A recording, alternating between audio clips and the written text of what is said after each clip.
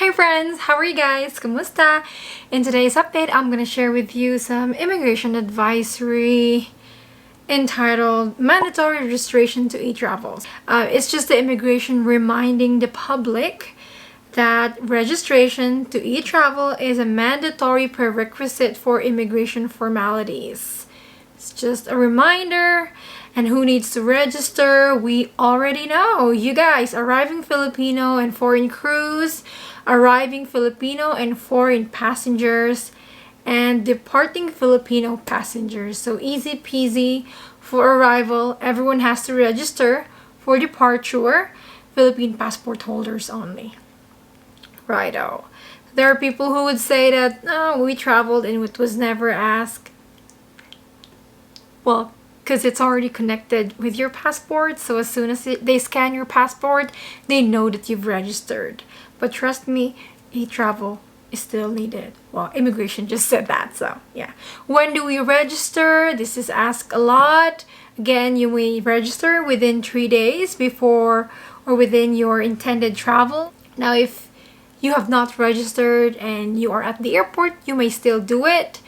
If you've landed in the Philippines, there are computers set up in the airport for you to register. There are tablets in place. You can also use your mobile phone. The only people who are exempted from registering to e-travel are foreign diplomats and their dependents, foreign dignitaries, and this is just a warning by the immigration authority. If you don't register, it's gonna cause you unnecessary delays and inconvenience. We don't want that, so we will register. We will secure our QR code. This is the QR code if you're arriving into the country, and this is the QR code if you're leaving the country departure. Furthermore, in the immigration advisory, what else is there? Well, it tells us that e-travel is integrated into this new government app called eGovPH app. I downloaded it myself. It's an app that's supposed to be like a one-stop app wherein you could do transactions like SIM registration, local government unit services. You can apply for jobs, even get some help for your startup business. These are the services offered in the app. So if you register, well, if you're abroad, you need a Philippine number to register and you'll need to receive that code in your Philippine number. So it doesn't accept foreign numbers.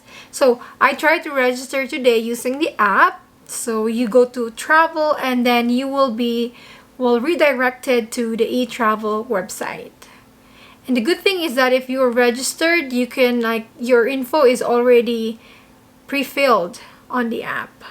Well, I think e-travel website still works fine, so I would use that instead of downloading an app. So it's just an extra information for you guys. Another news by the immigration recently that their budget has been approved despite of budget cuts. They have plans on modernization. We've mentioned this before, but additional e-gates will be placed at airports. Mentions of putting up e-gates on departure areas have been talked about, so that's interesting. According to the Immigration Commissioner, they want to digitize airport operations by procuring additional e-gates to decongest immigration screening and by lessening the processing time from 45 seconds to 8 seconds, right? This would be so perfect for departure. E-gates for departure, yes. And hopefully, by 2026, half of the counters will be e-gates instead of the manual ones.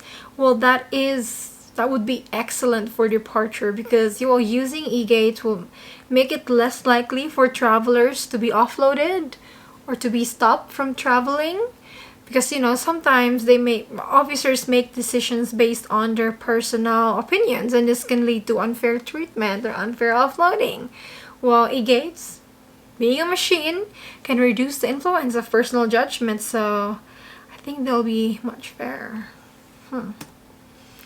Other than e-gates, body cameras will also be placed onto immigration officers. So immigration's already ordered 16 million worth of body cameras for secondary inspection. So secondary inspections is usually done for Filipinos departing the country, Immigration just want to ask some questions, make sure they're not victims of human trafficking. Yeah. So not only this body cameras will be used by officers in Manila, but also in other airports, including seaports. On another update by the immigration, updated website. If you visit the Bureau of Immigration website, well, it looks more professional now. Same content still. Yeah. I wish though that their email would be actually email that you can contact, because I've sent some inquiries on this email that they provided, and it's no longer active. So yeah, immigration, have a look at that. It's immigration.gov.ph. So there is some good information here. So for example, services, you want to know about iCard, about dual citizenship.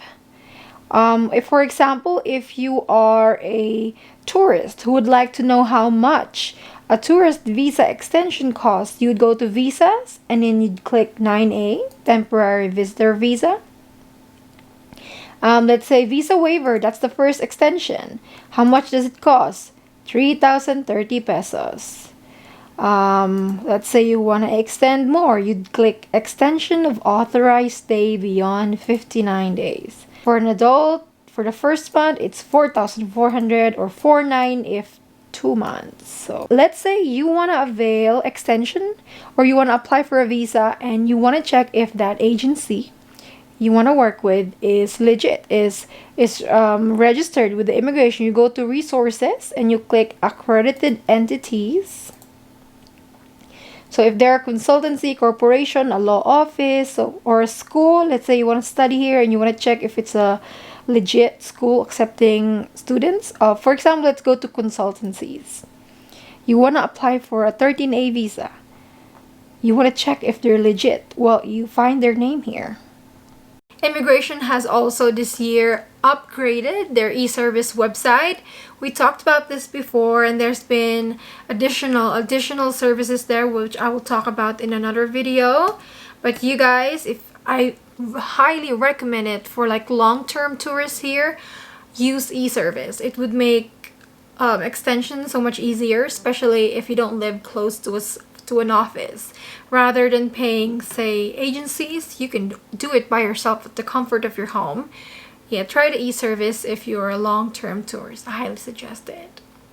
So that's the update I can share to you guys. Immigration advisory. Register to e-travel. Don't listen to anyone who would say, oh, it's no longer needed. I traveled and it was never checked. Don't listen to them. Immigration says you still need to register. And use of e-gates is highly encouraged for Philippine passport holders. For dual citizens, actually not so much. They prefer us to have stamps on our passport. Last time I entered the Philippines, I went through e-gate, so I didn't have stamps on my passport. When I left the country, the immigration officer was like, where is your stamp? And I said, oh, I was on e-gate, and he found this sticker at the back of my passport. So okay, yep. But he told me next time don't go through e-gates if you're a dual citizen, like dual passport. Yeah, they prefer that you have stamps on both passports, foreign and Filipino. So yeah, there's that.